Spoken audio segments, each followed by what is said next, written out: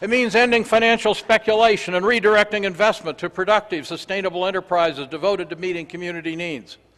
This list is just a start. And note that nothing here is about hardship, not about sacrifice. It's about setting sensible priorities and aligning our resources accordingly.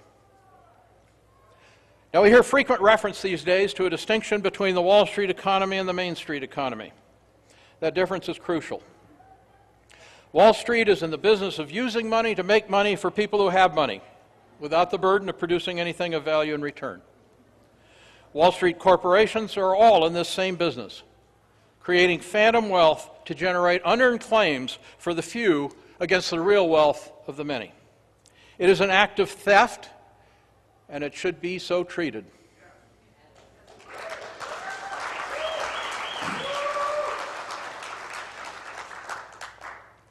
Now, the Main Street economy is comprised of local businesses and working people engaged in producing real goods and services to meet real needs.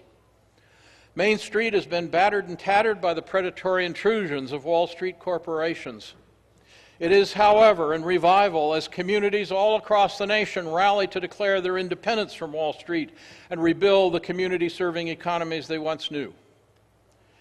Main Street is the logical foundation on which to build a new real wealth economy of green jobs, responsible community-oriented businesses, and sound environmental practices.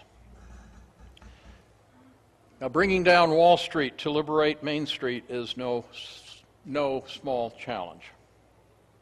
To set a proper inspirational tone, I want to take a short break here and share with you a song that my troubadour friend and colleague Raffi recorded specifically to celebrate the launch of Agenda for a New Economy.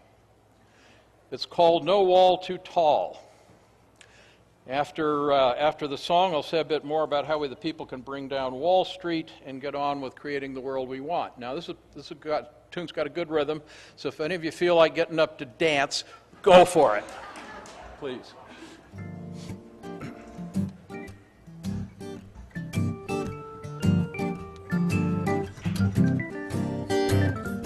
People say it's hopeless.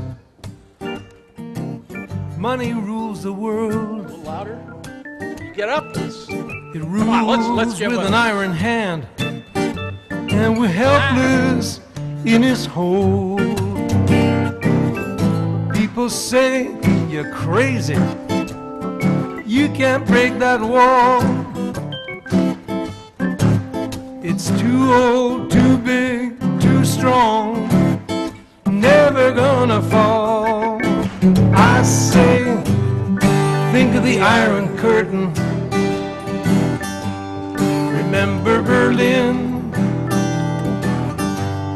Remember apartheid. Look at the state they're in. 'Cause there's no wall too tall. No wall too tall to fall. No wall too tall.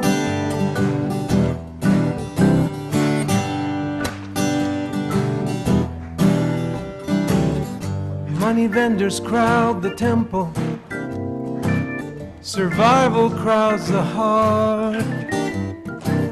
It seems there's no other way, that you're doomed before you start.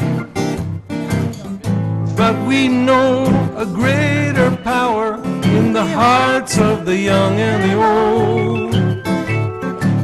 Love for all the children, the compassion in our world. I say no wall too tall. No wall too tall to fall. No wall too tall. Okay. Sound the call, blow the bugle. Thank you. Thank you. Yeah, actually, if you go to my website, davidkorten.org, you'll find a link to it. That'll get you there over the right-hand column. So, with that little break,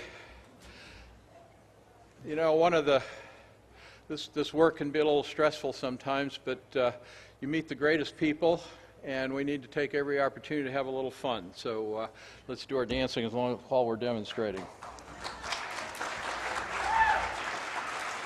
Okay, so what do we need to do to bring down the walls that hold us captive to Wall Street's imperial tyranny? We have to work on many fronts. One, as I mentioned earlier, we have to get out on the streets to send a message to Wall Street and to our politicians that we will no longer tolerate rule by Wall Street nor serve an economy that values money more than life.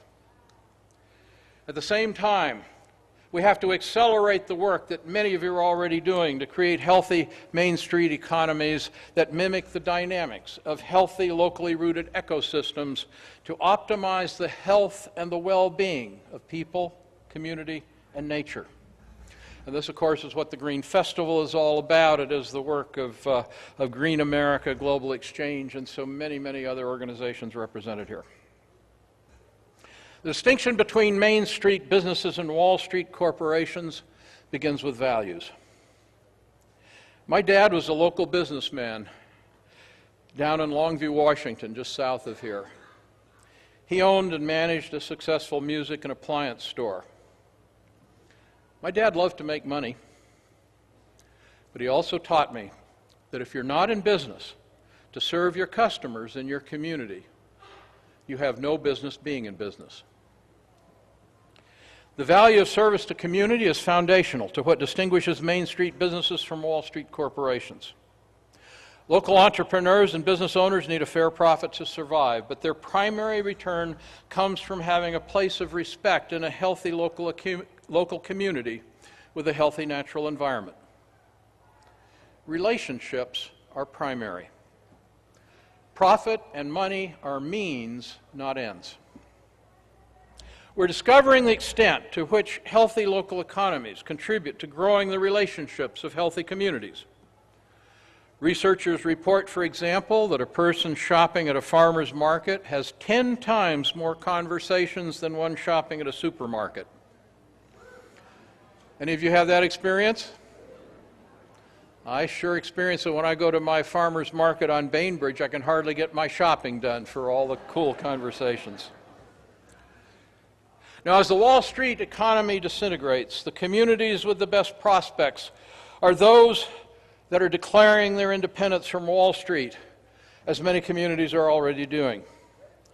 In Agenda for New Economy, I draw a parallel between this move for local economies, a parallel to the American Declaration from the King of England and his crown corporations.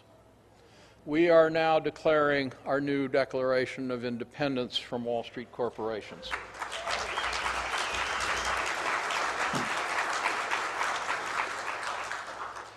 The smart communities are supporting local low-input family farms, developing local financial institutions, reclaiming their farm and forest lands, favoring their locally owned retail businesses, concentrating population in compact communities that reduce automobile dependence, retrofitting their buildings for energy conservation, and otherwise moving toward local self-reliance in food, energy, and other basic essentials. And that is what BALI, the Business Alliance for Local Living Economies, is about. Supporting communities across the U.S. and Canada in building a people-friendly, earth-friendly new economy of locally rooted businesses. As many of you know, we have a very active BALI network here in Seattle. Are there any members of the local BALI chapter, volunteers? Stand up, please, so people can see you. If you have any interest in getting involved, note one of these people and talk to them after this session. Thank you. And I hope I can assume that everyone in this room is a yes subscriber. Let's see the hands. Who are the yes subscribers? Oh, excellent. Now, those of you who raised your hands know that we're based on Bainbridge, and every issue of Yes is filled with stories. We're engaging and birthing a new human era of Earth community. So, now I noticed there were some people in here who didn't raise their hand. I ask those of you who did not raise your hand to please visit our Yes booth near the entrance to the pavilion to get a free gift and to let our friendly staff help you correct this obvious deficiency in your life. And we hope all you Yes subscribers will also visit our booth. If you pick up the little coupon on your seat, the Yes subscribers, take that to the booth and you'll also get a gift. But be sure you're a Yes subscriber right away, because our summer 2009 issue will be on a path to a new economy, and you don't want to miss that. And when you go online to yes.org, check out the path to a new economy, and you'll find just enormous resources there. Okay, back to this money thing. A top priority agenda on the path to a new economy is to redesign the money system.